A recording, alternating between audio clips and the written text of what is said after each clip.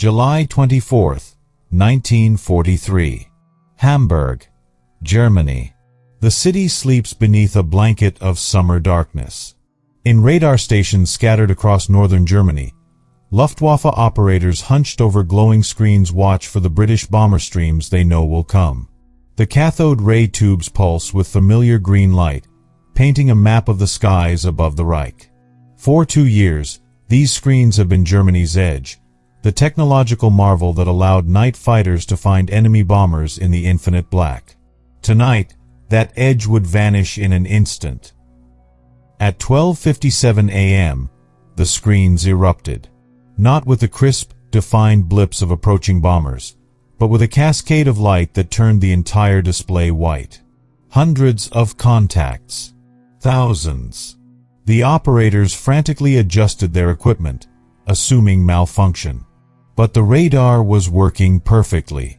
It was seeing exactly what the sky contained, millions upon millions of tiny reflective strips tumbling through the night air, each one screaming at the radar with the same intensity as a 4-engine bomber. The British called it window. The Americans would call it chaff. The Germans had a name for it too, Doppel, but that night they had no name for what they were experiencing, only the horrifying realization that their most crucial defensive system had been rendered completely blind. What followed was the most devastating air raid in history up to that point. Operation Gemara would kill over 40,000 people in Hamburg alone, and it succeeded largely because of something so simple it seemed almost absurd: strips of aluminum foil cut to precise lengths and dropped by the ton. This is the story of how a scientific principle understood since the dawn of radar was deliberately withheld from use, how its eventual deployment changed the course of the air war, and how millions of pieces of metal falling through the sky could be more effective than any bomb. It's a story of physics and tactics, of calculated risk and catastrophic consequences, of innovation meeting desperation in the night skies over Europe. To understand the revolution of window, you must first understand the tyranny of darkness that preceded it. When Britain's Bomber Command began its strategic bombing campaign against Germany in 1940, they faced an enemy they could barely find. Night bombing meant safety from German fighters, but it also meant flying blind. Crews navigated by dead reckoning, by glimpses of rivers reflecting moonlight, by cities burning below. Early raids missed their targets by miles.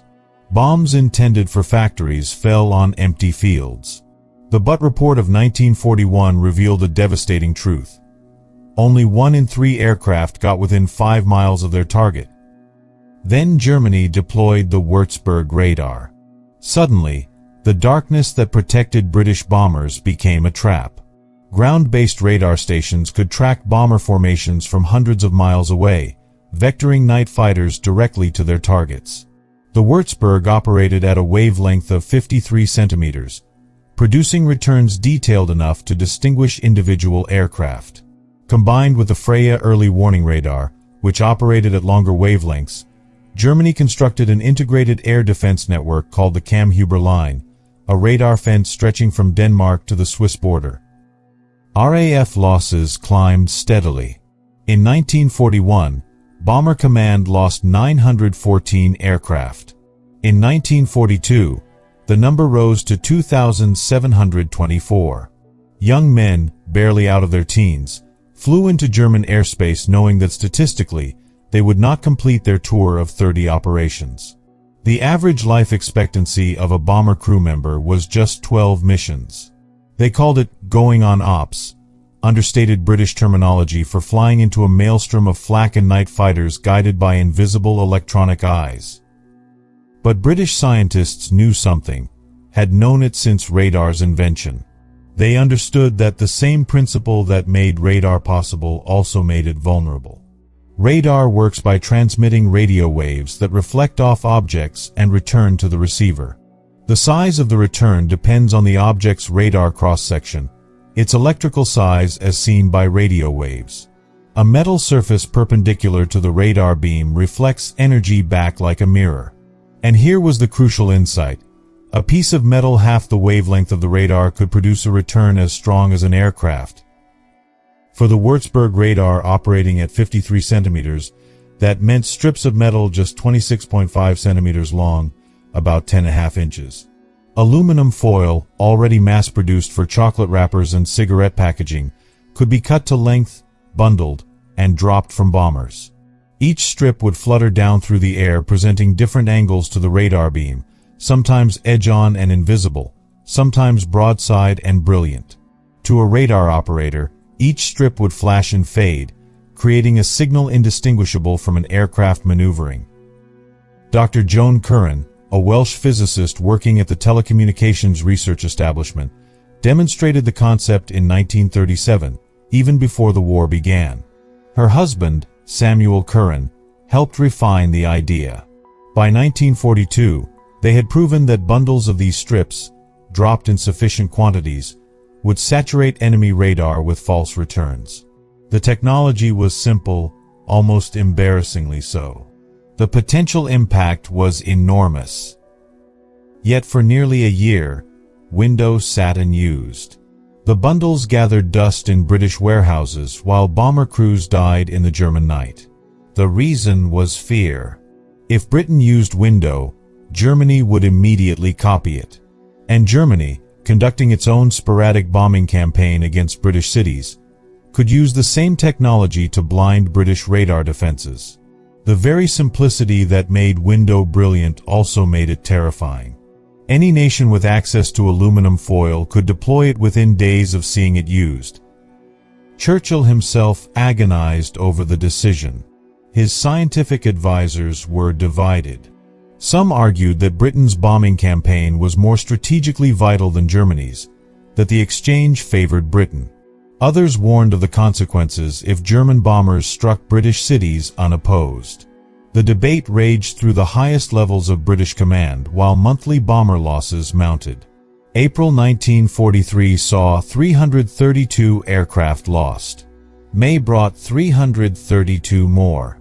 June claimed 281. Each aircraft carried 7 men. The decision finally came in July 1943. Several factors aligned. Germany's bomber force had been severely depleted by commitments on the Eastern Front and losses over Britain. British air defenses had improved with better fighters and ground-controlled interception. Most crucially, bomber losses had reached unsustainable levels. Something had to change, or the entire strategic bombing campaign would collapse under its own casualties.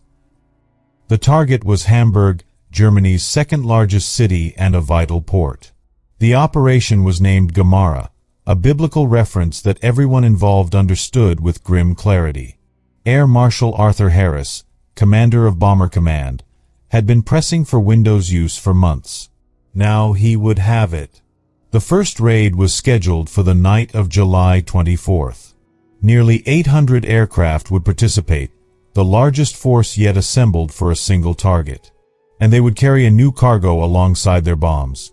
92 million strips of aluminum foil, each one precisely 26.5 centimeters long, 1.5 centimeters wide, and 0.02 millimeters thick.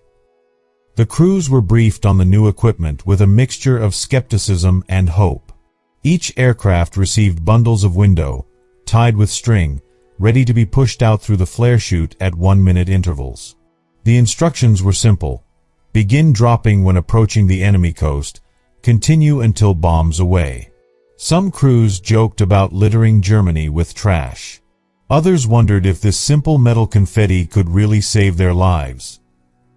At 10 p.m., the first bombers lifted off from bases across eastern England. The stream formed over the North Sea, a river of aircraft stretching across 200 miles of sky. Lancaster bombers, Halifax bombers, Stirlings, all loaded with incendiaries and high explosives. And Window. As they crossed into German airspace, navigators began pushing bundles out of the flare chutes. The aluminum strips separated in the slipstream, spreading into clouds of reflective chaff that tumbled slowly earthward. On the ground, German radar operators watched their screens with growing confusion and alarm. The first hints of trouble came at 12:50 a.m., when Freya early warning radars began reporting anomalous returns. The contacts multiplied impossibly fast. By 12:57 a.m., Würzburg fire control radars lost coherent tracking entirely. The screen showed nothing but a solid mass of returns, a white wall of electronic noise stretching across the entire display. Oberstleutnant Hajo Hermann, commanding night fighters in the Hamburg area, tried desperately to coordinate a defense. But the fundamental system was broken. Ground controllers couldn't vector fighters to targets they couldn't distinguish. Night fighter pilots found themselves flying through clouds of radar returns with no way to separate real bombers from false echoes. Some pilots reported seeing strange shimmering clouds in the searchlight beams, glimpses of millions of metal strips catching the light as they spiraled down. The German response collapsed into chaos. Some night fighters were directed toward concentrations of returns, only to find nothing but empty air and falling chaff. Others relied on visual sighting, but the scattered nature of the bomber stream and the darkness made this nearly impossible. Anti-aircraft batteries fired blindly into the sky, trying to hit bombers they couldn't track. Some gunners simply aimed at the sound of aircraft engines, a desperate reversion to methods made obsolete years before. Meanwhile, the British bombers pressed on to Hamburg almost unopposed. Without coordinated night fighter interception, losses dropped dramatically. Of the 791 aircraft that attacked Hamburg that night, only 12 were lost, a casualty rate of 1.5%. This was remarkable considering that recent raids had suffered losses of 5 to 7%. The reduction represented roughly 40 aircraft and 280 lives saved in a single night. The bombing itself was devastatingly effective. With reduced harassment from fighters, bomb aimers could focus on their targets. The Pathfinder force marked the aiming points with colored flares, and the main force delivered over 2,300 tons of bombs in less than an hour.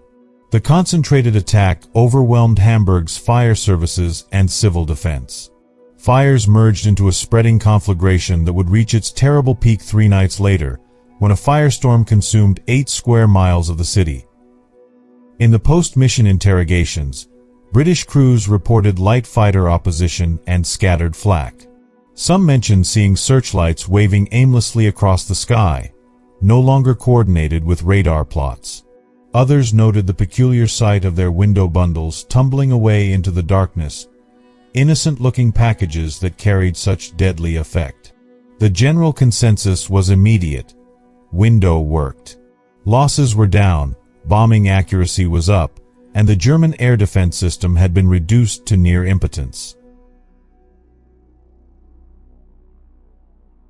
The immediate German reaction was shock and desperate analysis. The morning after the first raid, Luftwaffe technical staff collected samples of the aluminum strips that littered Hamburg's streets and rooftops. Chemical analysis confirmed British origin. Physical measurement revealed the precise tuning to German radar wavelengths. The conclusion was inescapable. The British had deployed a countermeasure that Germany had also researched but chosen not to use, fearing Allied retaliation. Reichsmarschall Hermann Göring reportedly flew into a rage when briefed on Window's effectiveness. He had been assured by his technical staff that British bombers could not penetrate German air defenses. Now those defenses lay in ruins, defeated by something as mundane as chocolate wrapper foil. Joseph Kamhuber, the architect of Germany's radar defense line, was relieved of command within weeks, scapegoated for a failure that was more strategic than technical. Germany responded with remarkable speed. Within days, German scientists began developing countermeasures and workarounds. They experimented with different radar frequencies, hoping to find wavelengths less susceptible to window. They developed the running commentary system, where controllers broadcast general information about bomber formations, allowing night fighter pilots to search areas rather than intercept specific targets. They improved airborne radar sets, allowing fighters to distinguish real aircraft from chaff at closer ranges. But these adaptations took time and never fully restored the effectiveness of the pre-window system. In the meantime, British Bomber Command pressed its advantage. Operation Gemara continued with 3 more major raids on Hamburg, each one using window extensively. The cumulative effect was catastrophic. By the time the raids ended on August 3rd, Hamburg had suffered approximately 42,000 dead, most of them civilians killed in the firestorm of July 27th to 28th. The broader strategic impact rippled through the air war. Bomber command losses, which had averaged over 300 aircraft per month in the spring of 1943, dropped significantly. July saw 196 aircraft lost despite increased sortie numbers. August brought 207 losses. The casualty rate per sortie had been cut nearly in half. This wasn't just statistics. It represented thousands of young men who flew missions and came home, who completed tours and went on leave, who lived instead of dying. For the Americans, who had been flying daylight bombing raids with horrific losses, Window offered similar hope. The 8th Air Force quickly adopted Chaff, tuning it to German radar frequencies and deploying it during their daylight missions. Combined with increasing fighter escort and improved tactics, Chaff contributed to a gradual shift in the air war's balance. By late 1943, Allied air forces were beginning to achieve the air superiority that would prove crucial for D-Day. The feared German retaliation using Chaff against British cities never materialized at the scale that had been dreaded. Germany's bomber force, the Luftwaffe's once formidable striking arm, had been depleted by losses on all fronts. The remaining aircraft were increasingly needed for ground support on the Eastern Front and defense against Allied bombing. Small-scale raids did employ German Chaff, which they called Doppel, but the impact was limited. Britain's gamble, deploying Window despite the risk, had paid off. Window's introduction marked a fundamental shift in electronic warfare. Before July 1943, radar had been seen as an almost magical technology, a way to see through darkness and clouds with superhuman precision. Window revealed that electronic systems, no matter how sophisticated, could be deceived by simple countermeasures. The cat-and-mouse game between detection and deception would escalate throughout the war and continue into the modern era. The technology itself evolved rapidly. By 1944, both sides were using Chaff routinely and developing increasingly sophisticated variants. Rope, a variant that used longer strips for lower-frequency radars. Window cut for specific German radar sets. Metallic-coated paper to save aluminum. The basic principle remained the same, but the applications multiplied. Every new radar frequency required a new Chaff formulation, turning electronic warfare into a spectrum-wide competition. Post-war analysis revealed that Window's impact extended beyond immediate tactical effects. The psychological blow to German morale was significant. Citizens who had been assured of the strength of Germany's air defenses watched helplessly as Allied bombers struck with seeming impunity. The visible evidence of Window, aluminum strips littering streets and rooftops, became a tangible symbol of technological defeat. Germany was losing the war of innovation. Modern air forces have never forgotten the lesson. Every military aircraft today carries chaff dispensers as standard equipment. Modern chaff is more sophisticated, precisely cut for current radar frequencies, often combined with other countermeasures like electronic jamming and decoy flares. But the principle remains identical to what Dr. Joan Curran demonstrated in 1937. A simple piece of metal, properly designed, can make a billion-dollar radar system useless. The decision to deploy Window also offers lessons in strategic risk management. Churchill and his advisors faced a genuine dilemma. Use a weapon that would certainly help but might also hurt, or continue suffering unsustainable losses. They chose action over paralysis, accepting the risk in favor of immediate advantage. The decision was vindicated by results, but it could have gone differently. Understanding this uncertainty is crucial to appreciating the courage the decision required. Perhaps most significantly, Window demonstrated that wars are not won solely by advanced technology, but by the willingness to use that technology decisively. Germany had researched chaff and understood its potential, but fear of retaliation kept it unused. Britain faced the same fear but acted anyway. In this sense, Windows deployment was as much a psychological victory as a technical one, a demonstration of resolve in the face of uncertainty. Flight Lieutenant Roy Ralston flew Lancasters with 61 Squadron during the first window raid on Hamburg. Years later, he recalled the mixture of hope and skepticism when crews were briefed on the new equipment. We were told to throw bundles of what looked like Christmas decorations out the aircraft, and this would blind German radar. Some of the lads laughed. It seemed too simple, too easy. But we'd lost too many friends to argue with anything that might help. Ralston's aircraft was among the first to drop window over German territory. I remember looking back and seeing these clouds of silver strips catching the moonlight, tumbling down like snow. Beautiful in a strange way. Then we crossed the coast and waited for the fighters. They never came. We made it to Hamburg, dropped our load, and turned for home. Not a single night fighter found us. It felt like a miracle. On the German side, the human cost was measured differently but no less real. Hauptmann Wilhelm Jonen, a night fighter pilot, described the frustration of that night in his post-war memoir. My radar operator called out contact after contact, but when we turned to intercept, there was nothing. Just empty sky. We flew back and forth, burning precious fuel, while we could hear the British bombers overhead. We were helpless, blind, useless. The anger we felt was beyond description. For the civilians of Hamburg, Windows' effectiveness translated directly into horror. Gertrude Bommer, a teacher who survived the firestorm, never knew what window was or how it worked. She only knew that the British came in waves, that the bombs fell with terrible precision, that the fires grew until they merged into something apocalyptic. The air itself seemed to burn, she wrote later.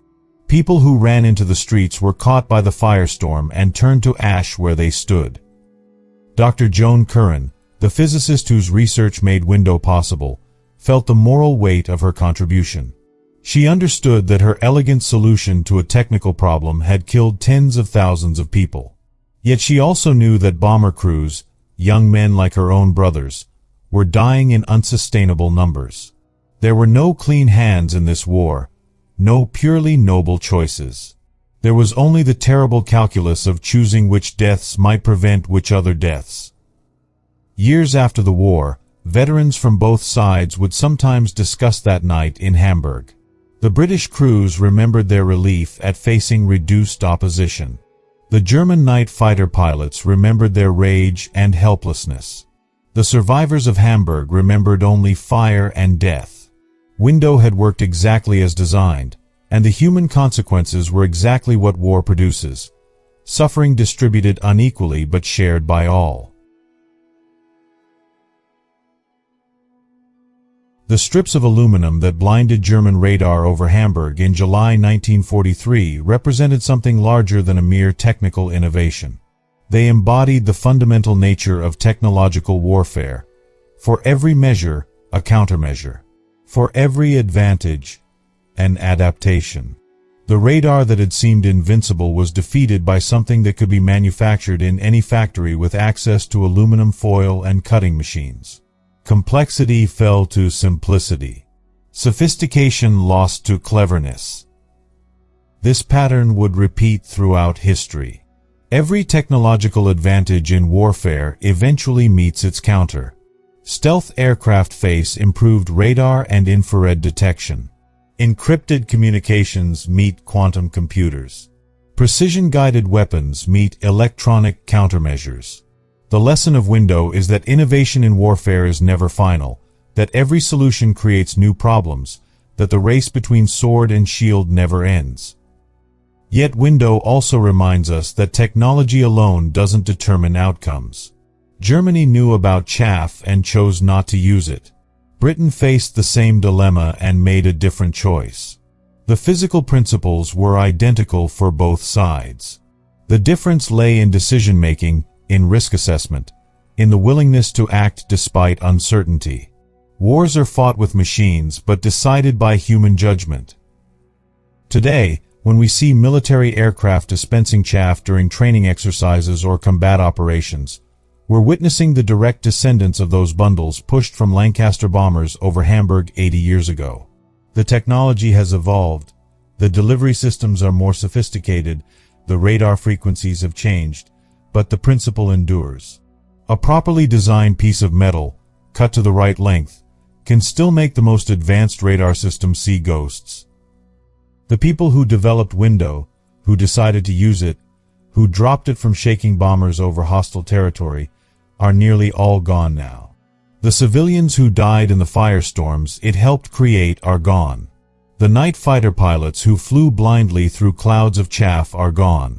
But the technology they pioneered, the decisions they made, the consequences they faced, all of these echo forward into our present. War drives innovation with merciless efficiency. It forces brilliant minds to solve terrible problems. It creates weapons and countermeasures at a pace peacetime can't match. Window was one small piece of this machinery, a technical solution that saved some lives by taking others, that helped win a war at enormous human cost. There's no simple moral to this story, no clean lesson that makes the mathematics of death add up to something noble. What remains is the historical reality. On a July night in 1943, the sky above Hamburg filled with millions of aluminum strips, each one precisely cut to blind German radar. The technology worked. The bombers struck their targets. The firestorm followed. And in the broader sweep of history, this moment marked when electronic warfare came of age, when the invisible spectrum of radio waves became a battlefield as crucial as the ground below or the sky above. The screens went white. The defenses collapsed. And 92 million pieces of aluminum foil changed the course of the air war over Europe.